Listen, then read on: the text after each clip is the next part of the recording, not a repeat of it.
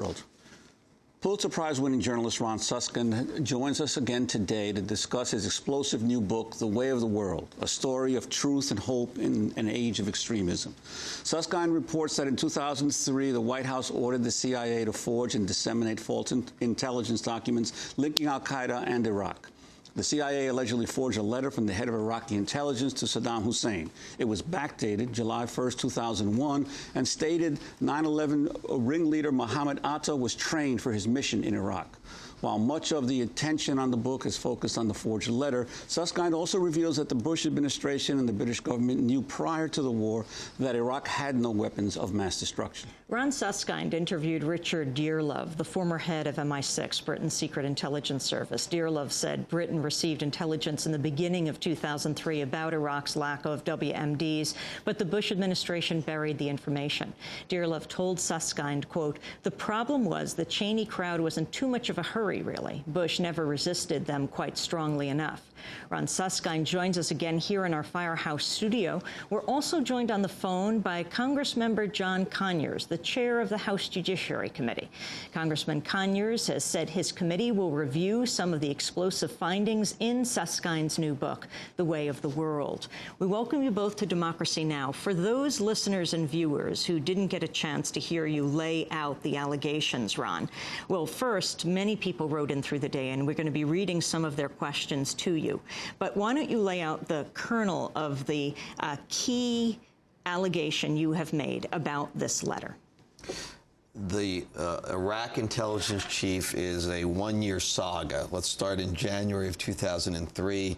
The United States and Britain get together. They open a secret back channel to this man. He slips out of Baghdad, meets with a British intelligence official in Amman, Jordan.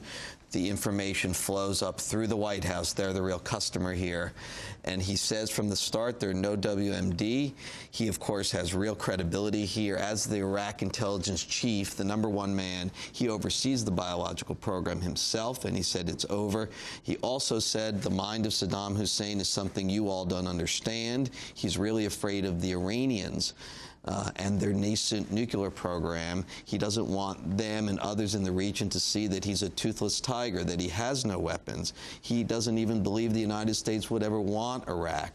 All of this ends up being made very public later. It's all briefed right up to the White House, to the president, starting in January of 2003. The final report's delivered in February. At that point, we cut off the channel to Habush, but of course, we already have an arrangement with him, the United States. We resettle him in Amman, Jordan.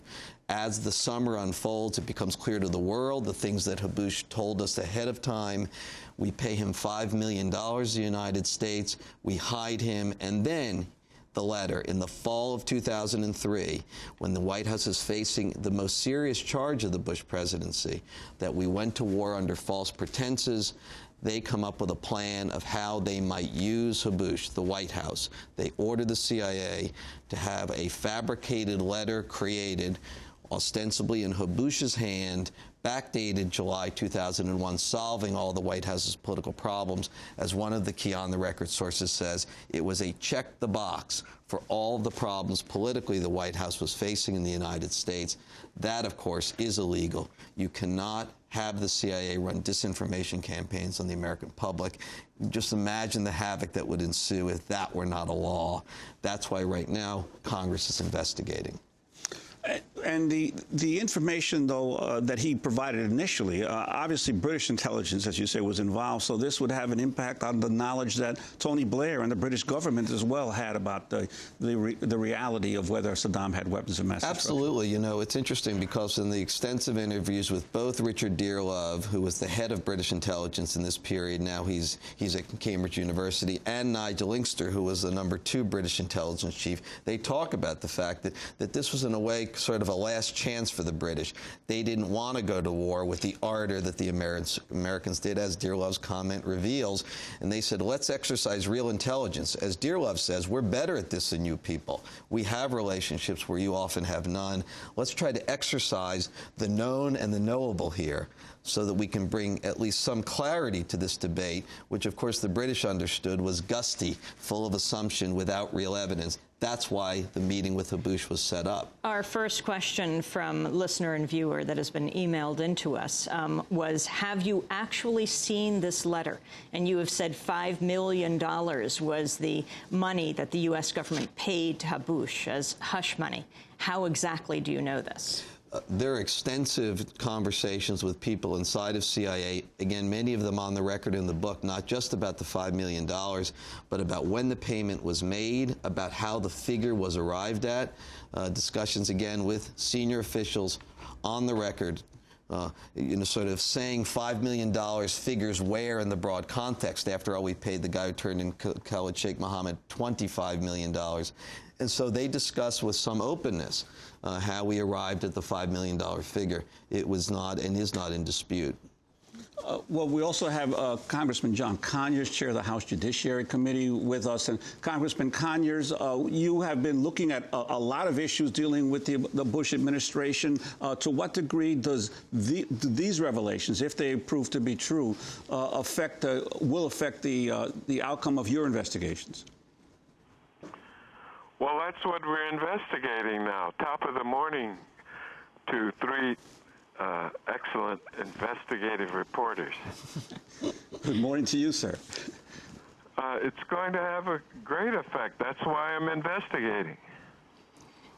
Can you talk, Ron Suskind, about what it would mean for Congress to investigate? We now know the House Judiciary Committee, Chairman Conyers is talking about investigating, the Senate Select Committee on Intelligence. What were you able to gather? What could they gather?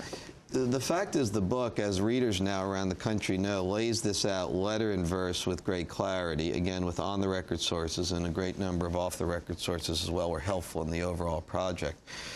What you can see now, I think, is Congress having an opportunity to exercise some of its constitutional mandates, which has been very difficult during the history of this administration, as Chairman Conyers and certainly even more people on the Senate Select Committee on Intelligence know. They have not been briefed on key issues, as well as key issues in and around this matter of Habush. You know, the fact is that the administration has consistently undercut Congress's role of oversight, which of course is statutory in its clarity and its legal strength, to oversee what the administration does, especially in matters of secrecy. This is all set up very, very carefully. So Congress will be briefed so they'll know what's happening, so we don't have essentially a secret foreign policy carried forward by any president.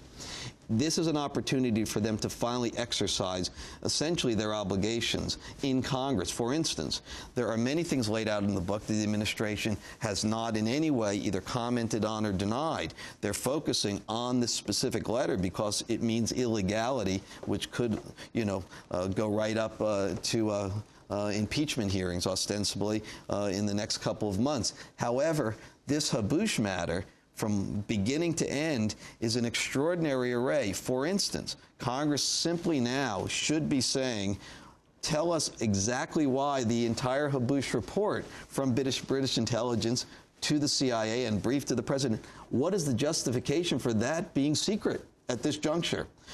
Time and again, the administration basically says, everything that's classified is classified, and frankly, we have to give you no reason why. Those even involved inside of the administration say that process of classification is woefully broken. The fact is that for all this period of classification, from the concept starting, the line between national security, which is what it's supposed to be about, and national embarrassment has been one that people in administrations have tried to draw. Because they said, if it's not justifiably national security, someone should really be looking at that. And if it is a matter of national embarrassment, it should be revealed. This is clearly in the category of national embarrassment and not national security, the entire Habush mission, now that it's public. Can you go through your conversations with Dearlove, the head of MI6, telling him that you didn't have this letter, but you knew of this letter? Well, when I get to Richard Dearlove, as I point out in the book, I first, just simply knowing about Habush, Habush, our secret source, has been kept quiet for 5 years as essentially, you know, the most portentous secret that the United States is holding. When I first see Richard Dearlove, I know about the mission with the Iraq intelligence chief, and he's shocked that I know. He's on the playing cards, wasn't he, that they gave out to soldiers in Iraq? He's the jack of diamonds, I guess, which would befit his financial arrangement as opposed to hearts or clubs. But, you know, Habush also is somebody that the United States claims publicly to be someone they're seeking. There's $1 million reward out for his capture. The U.S. government is giving. Well, it's on, yeah. It's but they've given him $5 million. So I guess the $4 million would be the net there, but you know, but ostensibly this is a matter of a vast disinformation campaign about the Iraq intelligence chief. The United States should have known about this in present tense, frankly. You know, imagine just if the president, for his 16 words at the State of the Union address, did not say, we have recently learned about British intelligence finding Niger documents and uranium. Imagine if he had said, we now know